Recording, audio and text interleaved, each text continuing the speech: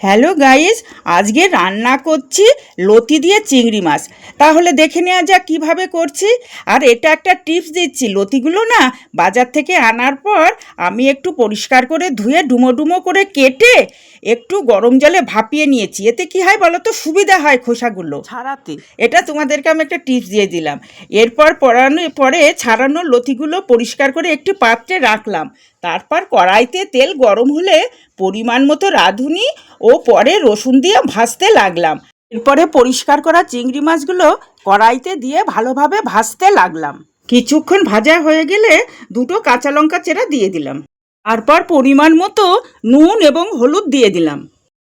এরপরে একে একে ভাপানো লতিগুলো দিয়ে দিলাম।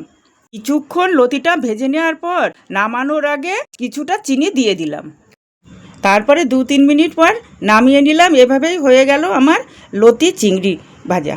তাহলে আজকের মতন এই পর্যন্তই। আবার অন্য দিন অন্য কোনো ভিডিও নিয়ে হাজির হয়ে যাব। ভালো থেকো, টাটা।